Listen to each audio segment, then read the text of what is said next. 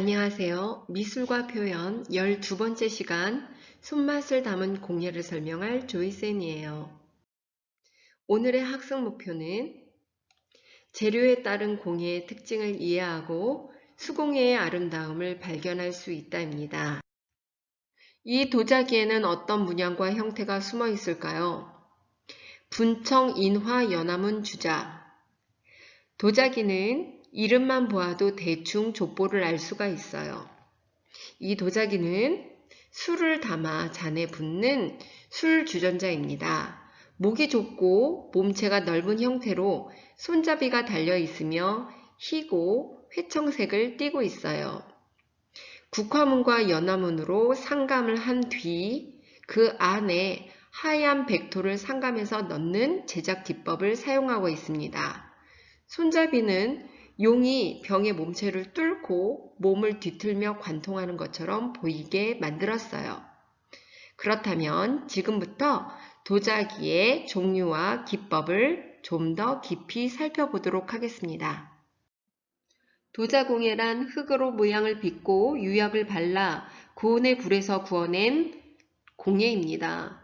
도자기는 크게 백자, 청자, 분청사기로 나뉩니다. 아까 보신 술 주전자는 분청사기로서 그릇 표면을 백토로 분장하고 백색을 띠며 유약색이 회청색인 도자기를 말합니다. 백자는 하얀색 도자기로 청화백자는 백자에 푸른색 안료로 그림을 그린 것이고요. 청자는 이 태토 자체가 회청색이기 때문에 그대로 구워내면 유약색도 푸른색을 띠므로 청자라고 합니다. 오른쪽의 청자 원앙 연적은요. 수컷 원앙이 소리치며 물을 차고 날아오르는 모습을 표현했습니다. 중국에서 연적이 거푸집으로 찍어내는 반면 고려의 연적은 조소기법으로 직접 일일이 하나씩 손으로 만들어냈습니다. 태토와 유층이 정갈하고 균열이 전혀 없으며 표면이 은은한 푸른색을 띠는 게 특징입니다. 서양의 도자 공예를 살펴보도록 하겠습니다. 메디치 발레시안 꽃병은 르네상스 시대의 화병으로서 메디치가는 르네상스 최고의 명문가였습니다. 화병 중심으로 장식한 다이아몬드는 영원성을 상징하며 가운데 두 개의 깃털은 메디치를 상징합니다. 멋지게 장식된 포도 덩굴은 파란색과 황금색으로 반복 교차하여 화려하게 장식했습니다. 오른쪽의 타원형 접시는요. 바닥에 뱀, 물고기, 개구리, 조개, 바다가재 등 생물들을 직접 표본으로 떠서 만들어진 도자기입니다.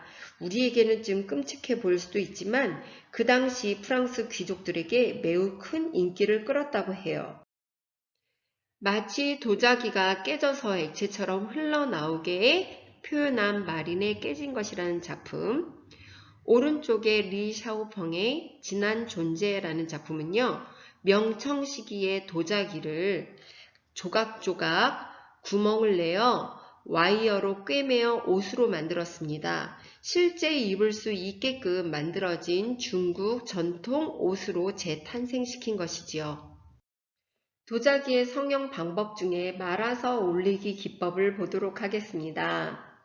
코일링이라고도 하는데요. 흙가래를 쌓아서 돌돌돌돌 말아 올리는 기법입니다. 아주 작은 종지에서부터 대형 옹기까지 다양한 형태의 작품을 연출할 수 있고 비교적 쉽기 때문에 아마추어부터 전문가까지 많이 사용하는 기법입니다. 흙판으로 만들기 기법입니다. 밀대로 흙판을 일정하게 민 다음 흙판이 반 건조되었을 때 45도 각도로 잘라서 잘린 면에 흠집을 내고 물을 발라 붙여줍니다. 판을 자를 때에는 가는 실이나 철사를 이용하고 접합할 때에는 반 건조 상태에서 해야 접합 부분이 갈라지지 않습니다. 빚어 만들기입니다. 핀칭 기법이라고도 하며 손으로 빚어 만드는 성형 방법입니다. 주로 작은 작품의 제작에 알맞은 기법으로 손에 의해 자연스러운 형태가 완성됩니다. 물레로 만들기 기법은요, 토기가 제작되던 시대부터 지금까지 수천 년 동안 가장 많이 사용되어 온 방법으로 용도에 따라 손물레, 발물레, 기계물레가 있습니다. 지금 보시는 것은 전기물레입니다. 일정한 형태가 유지가 되고 좌우 대칭이 됩니다. 도자기 제작 과정을 보도록 하겠습니다. 성형하기, 그늘에 건조하기, 초벌구이하기. 이때 초벌구이는 가마에 넣고 700에서 900도의 낮은 온도로 구워냅니다. 유약 바르기. 유약은 다양한 질감과 색감을 낼 수 있으며 도자기를 코팅하고 단단하게 합니다. 재벌구이는 가마에 넣고 1200에서 1400도의 고온에서 구워냅니다. 완성하기. 이번엔 섬유공예에 대해서 살펴보도록 하겠습니다. 전통 염색 재료 중에서 치자는 황색과 주황색, 소목은 붉은색을 내며 쑥은 연두색에서 카키색, 녹색을 냅니다. 쪽잎은 청색, 남색을 내며 황토색은 황색, 젓갈색을 냅니다. 홍화는 황색, 홍색을 냅니다. 이러한 여러가지 천연 염색을 통해서 타피스트리나 모시 조각보 또는 이렇게 자수로 색깔을 내어 아름답게 장식합니다. 염료의 기법에는 붓에 염료를 찍어 직접 그리는 직접염, 천을 묶어서 염료에 푹 담가내는 홀치기염, 파라핀으로 그림을 그린 다음에 염색을 그 틈 사이로 집어넣는 파라핀염, 무늬를 새겨서 공판화의 기법으로 찍어서 염색하는 날염, 천을 염료에 푹 담가서 염색하는 침염이 있습니다. 이번에는 홀치기염을 살펴보도록 하겠는데요.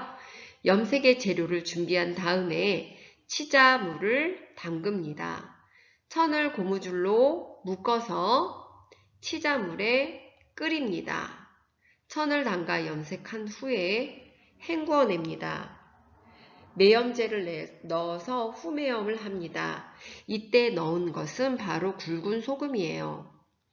물에 헹군 후 말리면 예쁜 노란색 홀치기염이 완성됩니다. 티셔츠에 고무줄로 묶은 부분은 염료가 들어가지 않아 문양이 나타나며 왼쪽에 있는 손수건 같은 경우는 손수건을 돌돌돌돌 접어서 고무줄로 묶어줍니다. 고무줄로 묶어준 부분은 염료가 들어가지 않아서 이렇게 노랗게 문양이 나타나고요. 그러니까 이거는 노란 바탕에 붉은색으로 다시 홀치기염을 한 것이죠. 형형색색의 아름다운 유리로 장식한 유리공예를 감상하도록 하겠습니다. 투명함과 독특한 형태, 화려한 색으로 환상적인 느낌을 내는 유리공예는 각 나라별로 정말 독특한 특징이 있어요. 색 한지를 겹겹이 오려 붙여 만든 한지 공예가 있고요. 가죽을 복주머니 형태로 만든 가죽 공예가 있습니다. 한복 입을 때 아름답게 장식하는 놀이개는 매듭공예이며 여러분들이 잘 아는 은공예 또는 귀걸이와 장신구를 만드는 금속공예도 있습니다. 통조림 뚜껑이 달린 금속 주전자는 정말 독특하고 아름다운 느낌이 납니다. 나무를 깎아 만든 목공예, 소의 뿔을 얇게 켜서 채색을 한 후에 이를 목기 위해 붙여서 장식한 화각 공예품도 있습니다. 오늘은 다양한 공예의 종류와 기법에 대해서 살펴봤어요. 그럼 지금부터 정리를 해보도록 하겠습니다. 일상생활에 필요한 물건을 기능적이고 아름답게 만드는 것을 공예라고 합니다. 도자공예 성형 방법은 말아 올리기, 판으로 만들기, 빚어서 만들기, 물레로 만들기 등이 있습니다. 도자공예 제작 과정은요, 성형하기, 그늘에 건조하기, 700에서 900도의 저온으로 초벌구이하기, 무늬 그리기, 유약 바르기, 1200도에서 1400도의 고온으로 구워내기. 이러한 과정을 다 하면 완성이 됩니다. 염색 공예는 파라핀염, 홀치기염, 날염, 침염, 직접염 등이 있습니다. 목공예는요, 나무의 무늬와 질감을 이용해서 생활용품이나 장식품을 만드는 공예를 말합니다. 금속 공예는 일반적으로 장식품을 만드는데요. 금, 은, 동, 철 등의 금속을 이용한 공예로 단단하고 실용성이 좋습니다. 한지 공예는 부드럽고 질기며 통풍이 잘 되는 한지의 특성을 이용해 꼬거나 붙이는 여러 가지 기법으로 만드는 공예가 있습니다. 요즘은 한지를 이용해서 가방이나 옷도 제작하기도 합니다. 금속공예 문양 제작 기법은 열을 가하여 녹인 샘물을 틀에 부어 넣는 주조, 열을 가하여 부드럽게 만든 금속을 두들겨서 만드는 단조, 단조로 얇아진 금속판을 자르고 휘고 접어서 만드는 형태를 판금법, 얇은 금판 위에 작은 금 알갱이로 붙이면서 문양을 새기는 누금세공 기법, 주조된 금속기에 홈을 파내고 금이나 은을 두들겨 박아 넣는 기법인 입사, 그리고 뚫어서 표현하는 투각이 있습니다. 전통 목공예의 장식은요, 오칠 장식, 금속 장식, 인두무늬 장식이 있습니다. 이 인두무늬 장식은요, 불에 달군 인두로 나무 겉면을 태워서 여러 가지 무늬로 장식하는 기법입니다. 나전칠기는요, 오칠한 그릇이나 가구의 표면 위에 광채나는 전복과 조개 등으로 문양을 새기고 박아 넣는 칠기 기법입니다. 목칠공예는 각종 나무와 대나무를 가공하여 공예품을 제작하기 때문에 목죽공예라고도 하며 마지막에 오칠로 마감합니다. 도자기의 종류는 순청자, 상감청자, 분청사기, 백자가 있습니다. 상감기법이라는 것은요, 도자기를 성형한 후에 반건조된 상태에서 표면에 문양을 음각한 후 그 홈에 백토나 자토를 메워 초벌한 후 청자 유약을 발라내는 고려시대의 우리나라 고유의 독창적 기법을 말합니다. 확인평가 풀어보겠습니다. 다음 빈칸에 적절한 도자공예의 제작 과정은 성형하기, 그늘에 건조하기, 초벌구이하기, 무늬 그리기, 다음에는요, 무엇을 바릅니다. 그게 무엇일까요? 네, 맞습니다. 유약 바르기입니다. 재벌구이하면 완성입니다. 2번, 쇠불을 얇게 켜서 채색한 후에 이를 목김을 위해 장식하는 전통 공예 기법은 화각 공예입니다. 오늘은 여러분과 다양한 공예에 대해서 살펴보았어요. 여러분 열심히 들어주셔서 감사합니다. 다음에 또 만나요.